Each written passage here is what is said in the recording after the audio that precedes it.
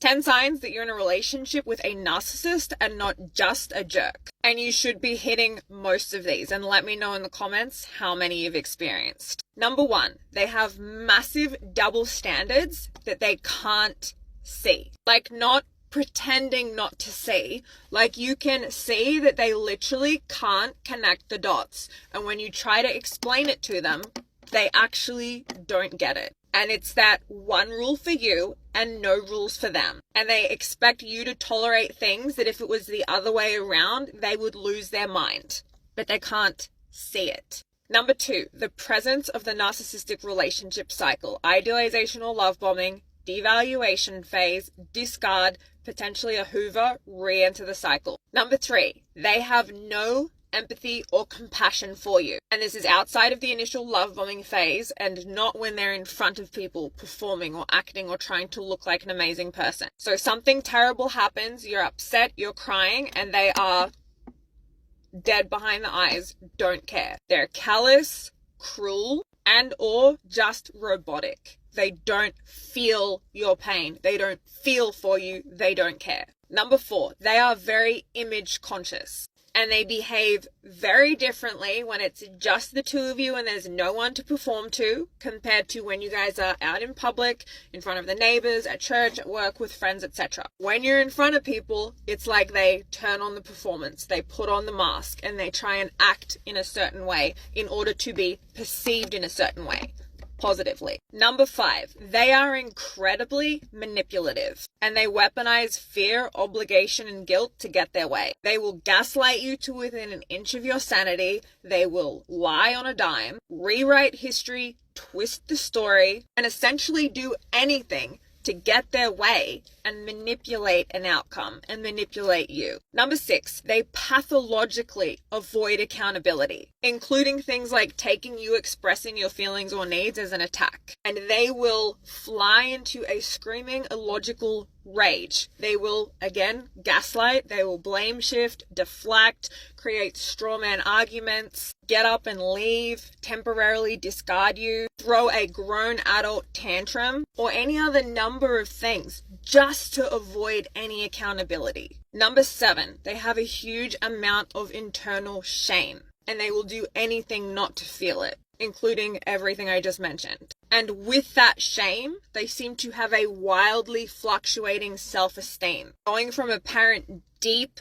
self-hatred to extremely compensatory grandiosity, which, because of the lack of ability to self-reflect, they're not going to see about themselves.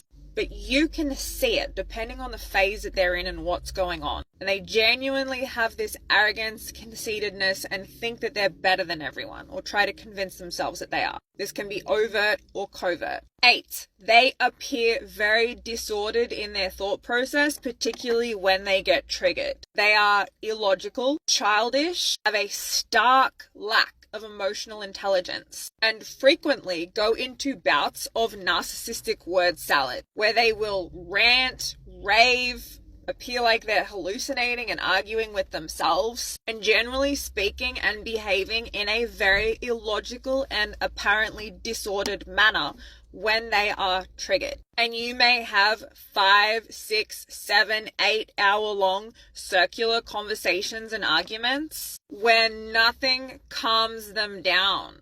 And this might also take place over text or email, where they send you these long paragraphs and emails of just ranting and raving at you and throwing all kinds of just illogical, disordered thought processes, accusations, what have you. Yet they can seem so normal when they're not triggered and everything's going fine for them and you're complying and doing what they want. Number 9, they are extremely paranoid and hypersensitive to any even perceived criticism. They always think that you're trying to hurt them, trying to disrespect them, trying to humiliate them, trying to take them down. And they project all kinds of negative or bad intentions onto you that aren't there. They misread your facial expressions. They misread your tone or the words that you use. And this is because they genuinely see the world as a very hostile place. And they will generally treat you as more of an enemy or a potential threat than a partner, which also causes them to be incredibly controlling and domineering over you. And let's also throw in the constant accusations that you are cheating on them, because this is so common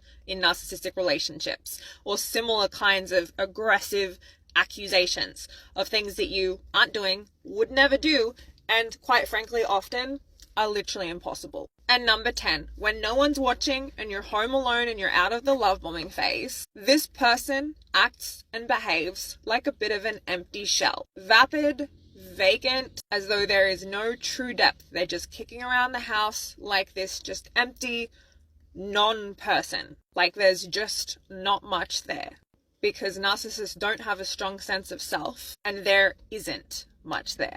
Welcome to the Claire Orton podcast. Every time you talk it sound like